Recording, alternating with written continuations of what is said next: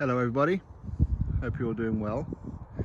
About 5:30 p.m, pitch black out here, but lucky enough my iPhone got a torch on it while I record, which I only figured out not so long ago. I have no idea what it is I'm going to be talking about in this video. It's the first time I've taken him out for a walk today. He's been harassing me all day, but I've had so much other stuff going on. So I thought I'd talk just a little bit about boxing, because I haven't put up any other boxing news videos, if we want to call them that. I'll put up a couple of interviews that I've done a few days ago. I'll put the last couple up today. Go check out the recent interviews over the last couple of days, if you don't mind. I know it's not Anthony Joshua or Tyson Fury or whatever, but you know what? You never know what the future may hold. So you could be one of the first people to see these people. Anyway, so we're going to talk about last night's boxing. It was a good event by design, very good event. I thought that overall I enjoyed it. I've seen some people arguing in the comment section or the live stream on a YouTube before it flipped fully over to the DAZN app, how DAZN isn't worth the £7.99 per month. Well, I think this month it is worth it. I mean, ordinarily, for quite a good chunk of this year, I probably have to agree with you, but I think this month is worth doing, including the Bivol and Zudo fight night yesterday over in Abu Dhabi. Great stuff for Chantel Cameron. I'm proud of her to become undisputed super lightweight world champion. Fantastic. Great performance with it. Fantastic performance. In fact, I've even had people trying to say how the fight was really close, and other people saying how Jessica McCaskill won the fight. What fucking planet are you living on? What is it? They're trying to tell me that I don't know boxing. Really? Okay. Bivol against Zudo. Again, that was another easy fight to score. Bivol, I thought that he done fantastic, did he not? Was that 11 rounds to 1, maybe 10 rounds to 2?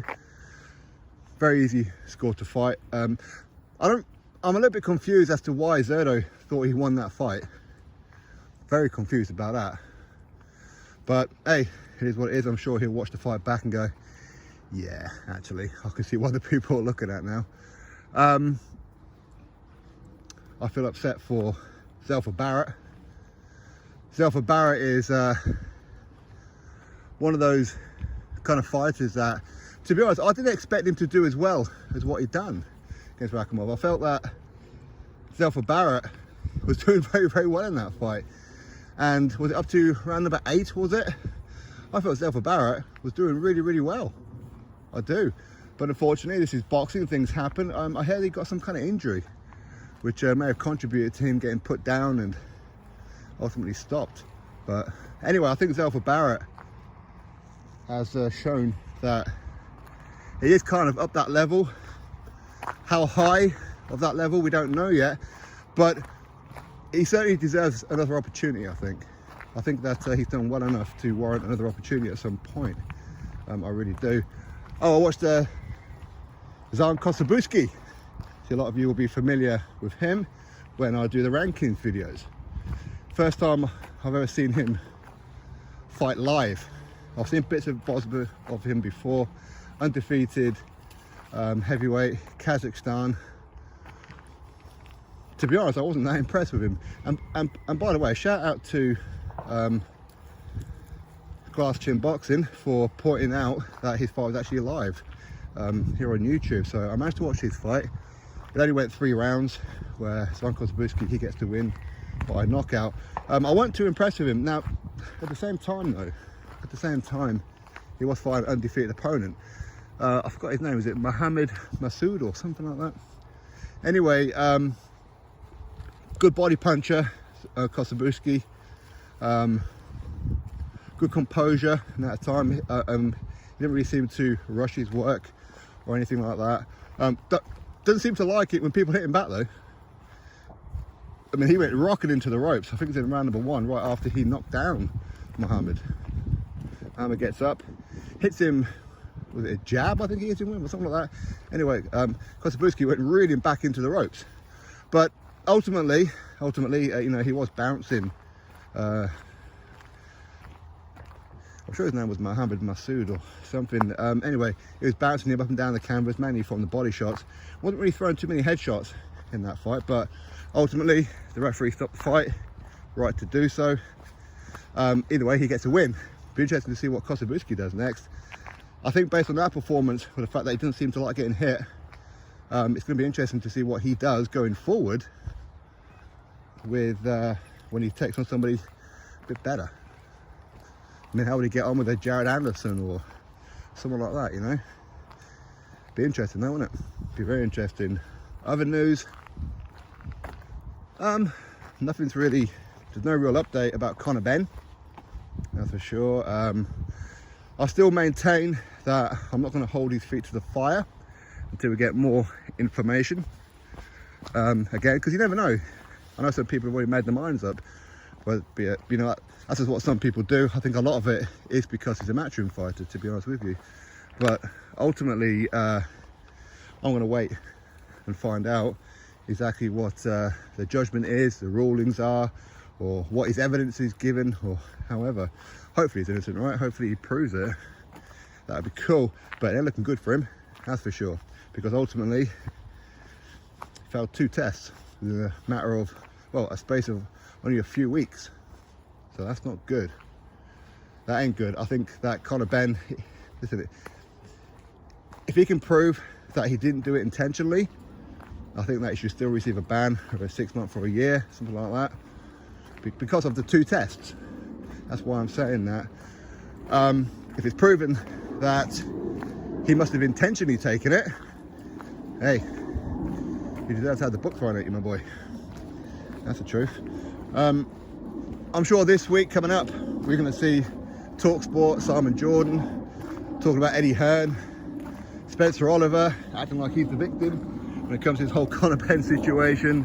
I don't know.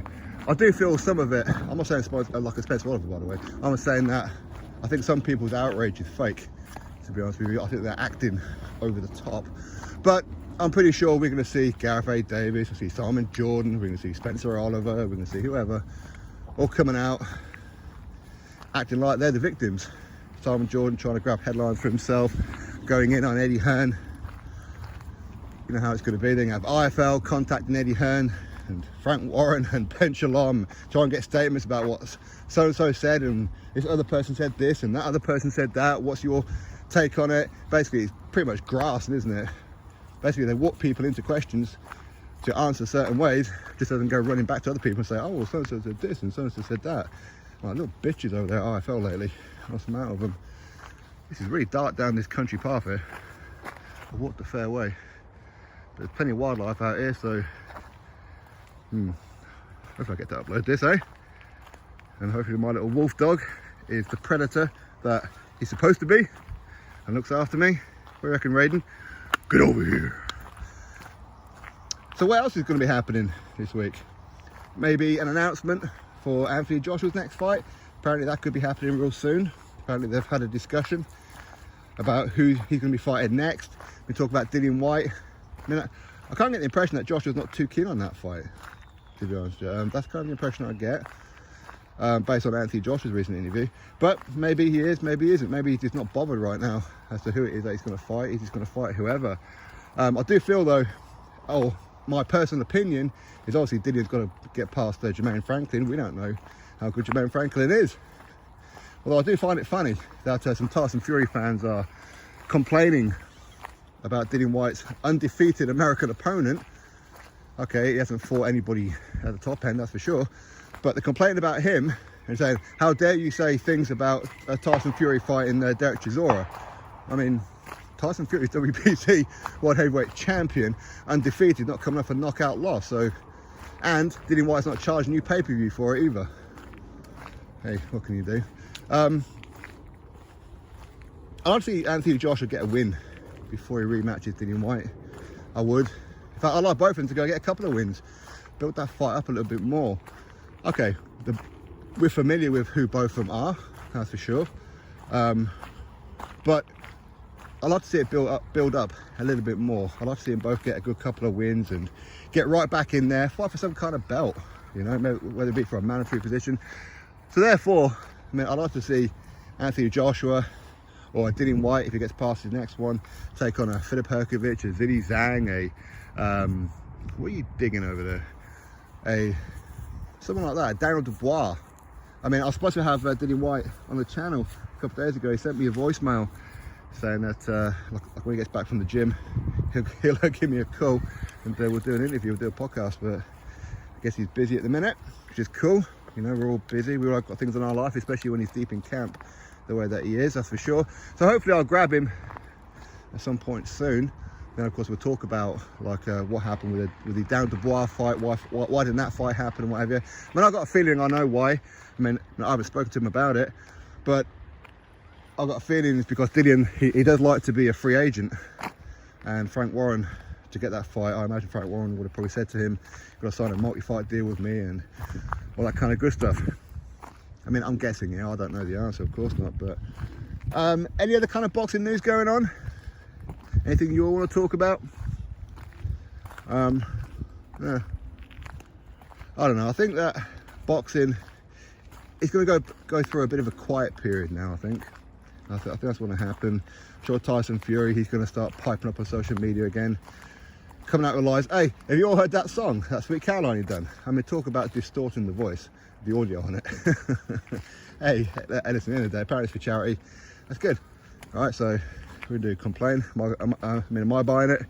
No, I'm not. I have no interest in that song whatsoever, or Tyson Fury singing. Here's a guy who says he didn't care about popularity, he didn't care about any of that kind of stuff. Huh, good one. Good one. Yeah, he is writing books, releasing singles, fighting people he's already fought and beaten twice already, all that kind of stuff. So he's not interested in the headlines. Hey, at the end of the day, oh, I've seen John Fury's piping up at the Tommy Fury press conference. Well, I say Tommy Fury press conference, of course he's the undercard fighter, as Tommy Fury always has been. He's the undercard fighter, which is why I don't get why he's demanding silly amounts of money from Jake Paul. He's an undercard fighter. Anyway, John Fury's piping up, taking his jacket off against that guy who Tommy Fury beat on points. That other, I mean, did he have like 1 or 2 MMA fights, 1 boxing fight which he lost? Tommy Fury couldn't get him out of there. Anyway, John Fury tried to grab the headlines himself. Of course, that's what John Fury does, right? Silly old fucker. I mean, honestly, one day he's going to do that to the wrong person and someone's just going to bang him. Then he's going to be exposed. I know he wants everyone to think he's some big kind of tough guy. Listen, maybe for his age he is, but anyway, what can you do? Roman Fury, he seems quite cool though. I do like him. He comes across quite cool. I'm sure IFL Umar, he's going to be doing more interviews, trying to get people's reaction to True Geordie's podcast with Tyson Fury and shit stirring, as he always does. Again, somebody's probably going to fill in Umar at some point with the way he carries on. Yeah, we'll have to wait and see what happens. Boxing's kind of boring at the minute, isn't it? It really is boring, but anyway, what can you do? That's my thoughts. Can't really think of anything else that's going on right now. Is there anything else going on? Oh, there's a couple of local shows up here in the northeast in Newcastle. That's coming up. I'll let you all know about that in due course. Grab some tickets, come say hello to me if you want. Some people out there, oh, fight him, I want to do this. Well, you know. But hey, listen, at the end of the day, boxing talk is boxing talk. I don't know why people get so personally emotional about what a YouTuber says, but what can you do? But anyway, it's my thoughts. You drop me yours, click thumbs up, subscribe. Catch you next video.